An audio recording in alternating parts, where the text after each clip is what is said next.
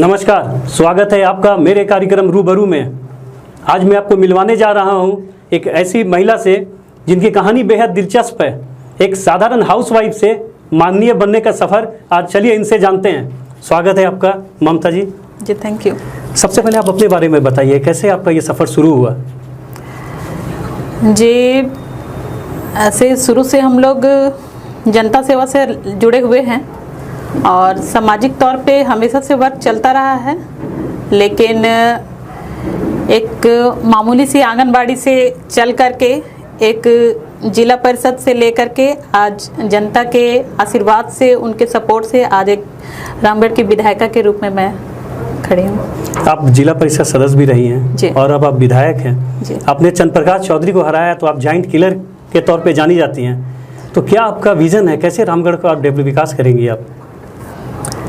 जी शुरू से हम लोग देखते आ रहे हैं कि यहाँ की जनता जिस तरह से नाराज हम लोगों को दिख रही थी, क्षेत्र में हम लोग बराबर भ्रमण कर रहे थे और इस दरमियान जनताओं से बराबर से रूबरू होते रहे हैं और यहाँ पर कई वर्षों से मंत्री पद पे रहे, लेकिन जनता की जो उम्मीदें थी, जनता की जो आस थी, उनके जो प्रॉब्लम्स थे वो प्रॉब्लम्स हमेशा से बरकरार, क्योंकि मंत्री बनने के बाद मुझे नहीं लगता है, जैसे मैं क्षेत्र में गई हूँ तो किसी भी चीज़ का ऐसा विकास हुआ हो क्षेत्र का, जैसे रोड, नाली या पेंशन या आवास से संबंधित मूलभूत जो समस्याएं जो लोगों की रहती हैं वो बराबर निरंतर बनी हुई।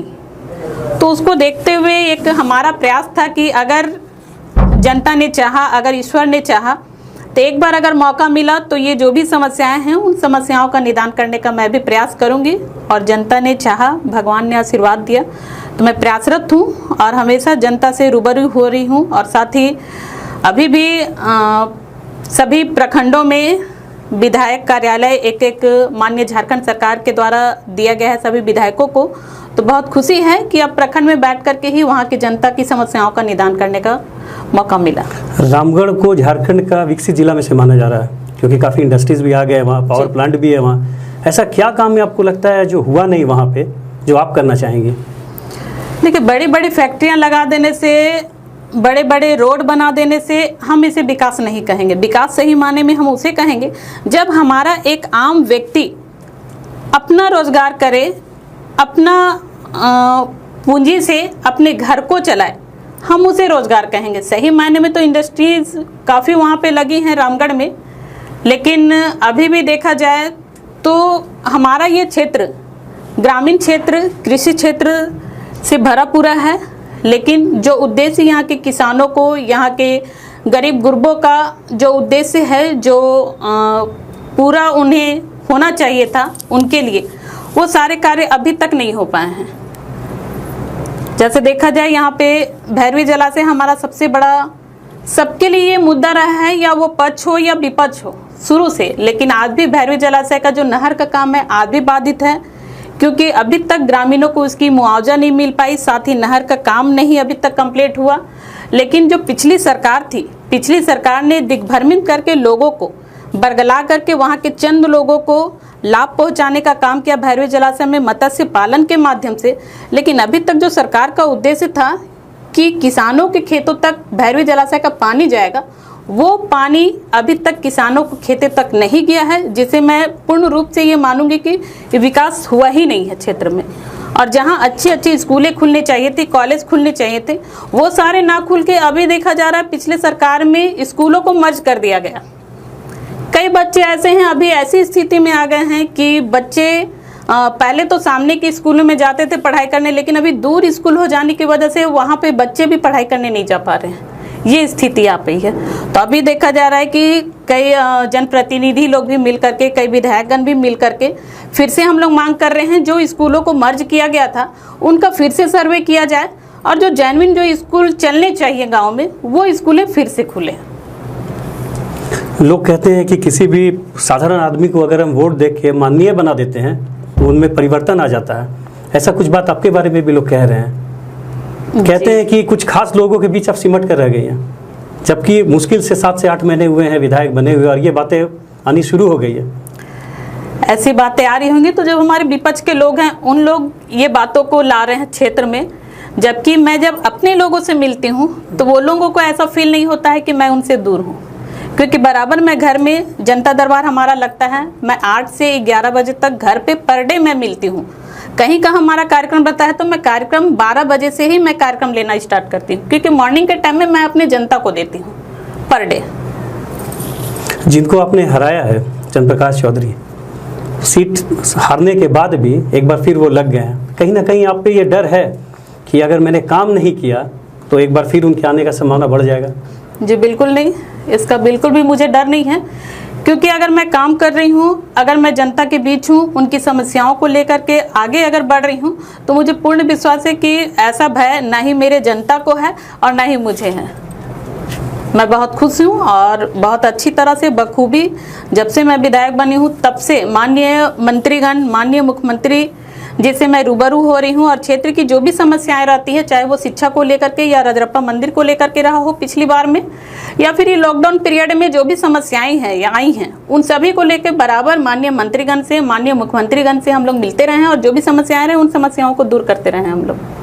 आपका क्या वो विज़न है रामगढ़ के डेवलपमेंट का? ऐसा कोई प्लान आपके पास है कि रामगढ़ में कुछ ऐसा हम प्रोजेक्ट लेके आए, कुछ ऐसा विकास करें रामगढ़ का कि लोग उस तौर पे हमको याद रखें? जी विज़न तो काफ़ी हैं और हम लोग प्रयासरत भी हैं। मैं चाहती हूँ कि, और जैसा पब्लिक का डिमांड शुरू से रहा है कि हमारे क्षेत्र में अच्छा स्कूल होना चाहिए, अच्छे college, medical college, degree college होने चाहिए, साथ ही एक अच्छा अस्पताल होना चाहिए जहाँ की जो भी हमारे ग्रामीण क्षेत्र के लोग हैं कम से कम बजट में यहीं पे रामगढ़ जिला में ही एक ऐसा अस्पताल हो जहाँ कि उन्हें हजारीबाग ना जाना पड़े, रांची ना जाना पड़े, पटना ना जाना पड़े, दिल्ली ना जाना पड़े। ये मेरा सोच है कि यहाँ पे अच्छा से अच्छा एक अस्पताल होना चाहिए, साथ ही डिग्री कॉलेज, मेडिकल कॉलेज होने चाहिए, और जो हमारे बेरोजगार जो युवा हमारे भाई लोग हैं उन लोगों को रोज़गार मिलनी चाहिए, जो कि ये सब अभी अधूरा है। और मेरा ये सोच है कि ये सब मैं सभी लोगों के सहयोग से, माननीय मंत्रीगण के सहयोग से इसे मैं पूरा कर सकूं। समस्या कहाँ है? सरकार तो आप ही की है राज्य में। सरकार हमारी है, लेकिन अभी भी हम लोग देख रहे हैं कि जब से सरकार बनी तो पिछली सरकार ने कुछ भी नहीं छोड़ा, पूरे बजट खाली करके वो लोग गए हैं। सरकार के पास संसाधन नहीं थे, कम संसाधन में भी माननीय मुख्यमंत्री जी ने बहुत ही अच्छा प्रयास किया है, बहुत ही अच्छा काम कर रहे हैं। इस लॉकडाउन के पीरियड में पूरा देश आज पूरी तरह से चिंतित था और इस बीमारी में ऐसे जूझा हुआ है, लेकिन फिर भी माननीय मुख्यमंत्री जी और माननीय मंत्रीगण जी के सहयोग से यहाँ के जो भी प्रवासी मजदूर थे उन लोगों को लाने का काम किया गया, और साथ ही कम संसाधन में ही बहुत ही बेस्ट काम हमारे झारखंड में किया गया। आपके एक राइवल से मैं बात कर रहा था कुछ दिन पहले, तो वो कह रहे थे कि जिला परिषद से वो विधायक बनी है, अनुभव लेते लेते उनका 5 साल निकल जाएगा, वो कुछ कर नहीं पाएंगे। जी ऐसा नहीं है, कोई पेट से सीख करके नहीं आता है, वो क्षेत्र में ही रह करके सीखता है। अगर जिन्होंने कहा है इस तरह का वक्तव्य के अगर उनके जुबान से निकला है तो मैं उनसे भी पूछना चाहती हूँ, क्या उनको गोद में ही या फिर पेट के अंदर ही उन्हें सारा सिखा दिया गया? अगर अभी भी उनमें इतना नॉलेज था तो वो हारे क्यों?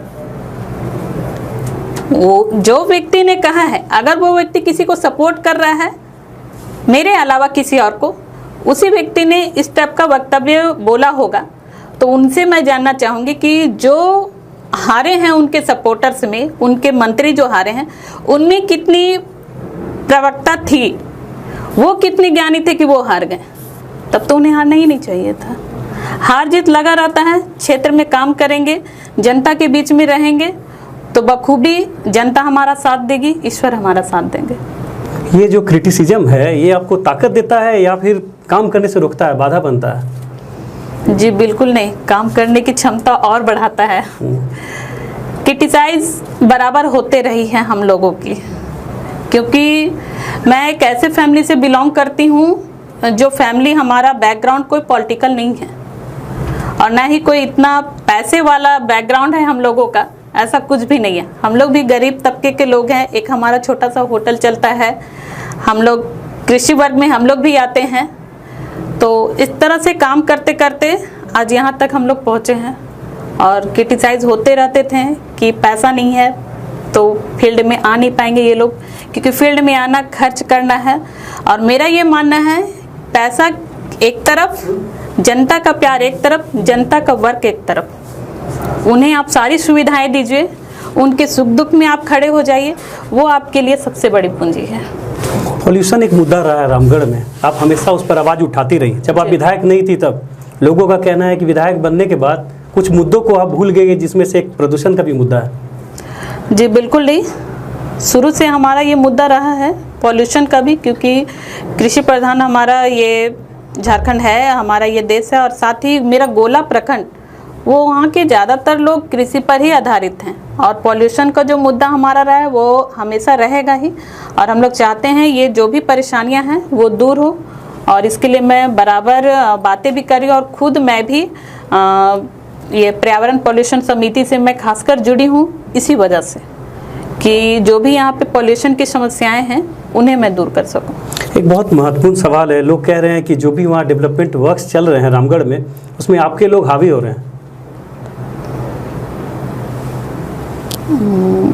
इस टाइप का बात ऐसा कुछ भी नहीं है। ये बातें लोग कह रहे हैं। कहने वाले बहुत मिलेंगे और सुनने वालों की भी कमियां नहीं है। तो ऐसा कुछ भी नहीं है कि हमारे लोग हावी हो रहे हैं, कोई और लोग देख रहे हैं, ऐसा कुछ भी नहीं है। आप पूरे तन्मयता से काम कर रही हैं और कोशिश कर रही हैं कि रामगढ़ का पूरी तरीके से विकास हो, आपके जो कंस्टिट्यूएंसी है उसका। जी बिल्कुल। तो ये थी हमारे साथ रामगढ़ की एमएलए, इन्होंने बहुत बेबाकी से सारे जवाब दिए। अगली बार फिर मिलते हैं किसी नए अतिथि के साथ। बहुत बहुत धन्यवाद।